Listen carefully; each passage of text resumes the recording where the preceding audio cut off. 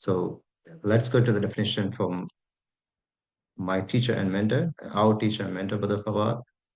It's Brother Muhammad Faris. So he's the author of the book, The Barakah Effect, and he's also the author of the most popular book among the Ummah, The Productive Muslim. So he defined barakah in the Barakah Effect book. It's a gift from Allah subhanahu wa ta'ala. Alhamdulillah, some of you mentioned it, right? The divine blessing, it comes from Allah subhanahu wa ta'ala.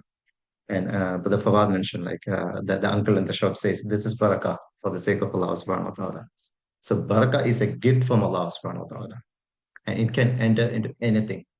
It can enter into your job. It can enter into my phone, my laptop, my home, my car, my job, my family, my relationships. So barakah can enter into anything because it's a gift from Allah subhanahu wa ta'ala. The moment it enters into something, the reaction starts. There will be some reactions that lead to the barakah effect. So I'll give you an example. Imagine you cook a meal at home just for your family. So you got a doorbell, like somebody at the door. Then you see, oh, it's one of your friends or the neighbors. They just want to come and have a chat with you. Then you're immediately thinking, okay, I just cooked the food, but just for my family. Anyway, let me get them in and serve the food for them as well. So you said Bismillah, you serve the food. And surprisingly, you see, all of you fed sufficient. Still the food is left. That's a barakah in food. Or maybe one day you go to office.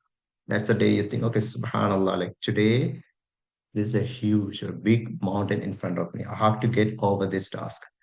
I'm not sure this one day is enough to do that. So you thought, okay, after Fajr, I'm going. After Fajr, you went to office right away. You start working before everybody. In a couple of hours, you see, Swallah, I just got it done. Even my colleagues are not at the office. So that's a barakah of the morning hours. That's a barakah that you start after the Salatul Fajr. You start with the Bismillah. So that's a barakah in your job. That's a barakah in your time. And it doesn't have to be always the increase in the material wealth or the material things.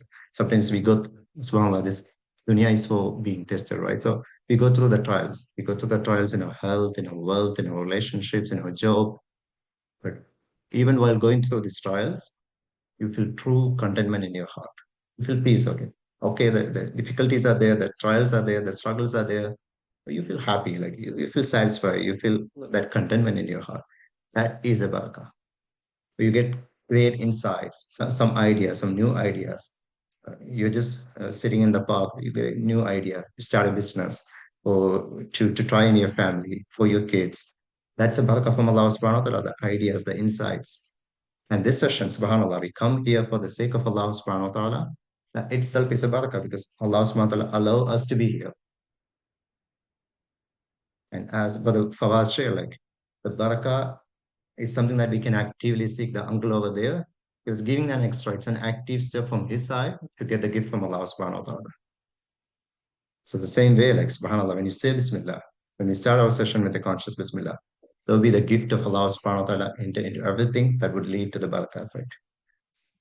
But subhanAllah, this age of time, we have to ask the question. Let's take an example of the time. Are we really feeling the barakah in our time? Are we really feeling like, "Ah, I have enough time to do everything I want? I feel like my day is long." Or do you feel like, oh, this morning I just woke up, oh, now it's evening. Or it was last Monday, this Monday, like a week went like a day. So I don't have time for anything, right? So do you feel like you have barakah in time or you lost the barakah in the time? Yes, Bismillah. Let me see the chat. Yeah, it's running too fast, right? Most of the times, right? In this age of distraction, social media, and we, as you all show your life roles, your father, son, daughter, sister, you have to work on your job, you have to have social commitments, you have multiple roles. We feel like we lost the barakah in our time. So the question is how we lost the barakah in our time, or how we lost the barakah in our life. It's not just in the time, right? You might see the experience the loss of barakah to your job, at your relationship sometimes, at your social commitment sometimes. So how we lost the barakah, and surprisingly, the reason goes back to, or it's strongly connected to the jobs that we do today. So to understand that, we have to go all the way back to the late 19th century or the beginning of the 20th century when the Industrial Revolution was happening. So I used to talk proud about industrial revolution because my background is chemical engineering, and this branch sort of was born during the industrial revolution out of need. So I used to talk proud about it. Today, I want to talk about the other side of it. Because when the industrial revolution was happening, alhamdulillah, there was economic growth, there was job creations, the factories were popping up. But on the other side, the owners of these factories, they've been struggling a bit because they were pushing to make more profit. They just want to produce more and more, first of all, to get more profit. Second, the demand was increasing. People started buying more, and so they had to meet the demand and get more profit. But they tried, but every time they failed. They don't know what's happening. Or we have everything, we have the factory, we have the need, but I'm not able to produce more. So long story short, they had a team to investigate on this, and the team figure out everything is good with machines, no problems with the machines. We don't have to work on the machines, but the problems are with the humans. The humans are like they take a break in between. They have to take a break to eat. They take a nap in the afternoon. When they meet each other, they just ask, "How are you?" Then they keep talking. So we need to do something with them. SubhanAllah, that became the foundation of the modern day work performance theories. So take the example of productivity. What is productivity? It's like output versus input. Just keep producing it. Output versus how much you produce per time, how much you produce per resources that you have. That makes you a productive professional, right? If you don't produce, there's a problem. So that's a work performance theories. So if you take any theories, any performance factors of modern day, that goes back to this basic objective to make humans work like machines.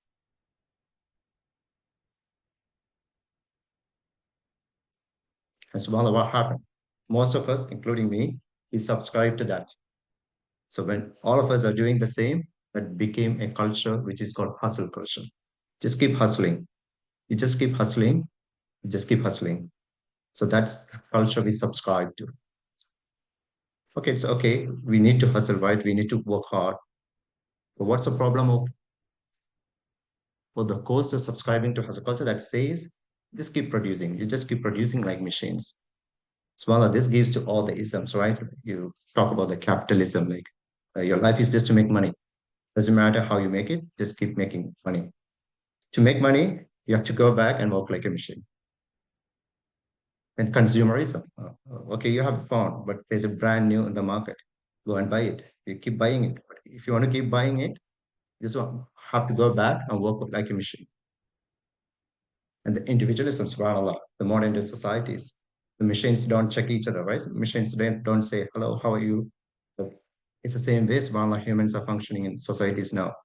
We don't know what's going on in our neighbors, like are they going through a good time? So the struggles, can we help them or not? It's just high buys, sometimes even no high buys, right? Everybody goes, work, come back, stay in your home, watch Netflix, sleep, go to work, come back home. SubhanAllah, the society is becoming more individualistic. So these are different causes of subscribing to hustle culture.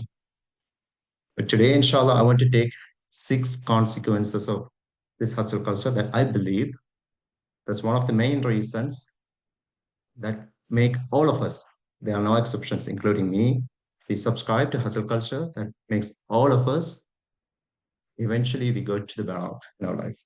We are on a path to burnout at some moment in our life. And here are the 6 steps. Bismillah. I explain, don't get overwhelmed. I explain them. So these are the 6 steps. I believe it's a consequence, an after effect of subscribing to the hustle culture. But if you keep subscribing to the hustle culture, we are on the path towards a burnout at some point in our life. Either it happened or it happened again or it's gonna happen. So what are they? The first one, the identity crisis. It's like the humans are not machines, right? So we keep asking like, oh, is there a better way of life? Is there a better way of working? Because we're working like machines. That's the system is, it's not our problem. But we subscribe to a system that they want us to work like machines. So there's always this identity crisis. Inshallah, we go into the details of each of the steps. The second one is outcome based, as we said, it just to produce 24/7. Let's take 9 to 5. The moment you enter the office, you should start producing until you leave to home. And nowadays, after Corona, it's even worse. You should even produce when you're at home.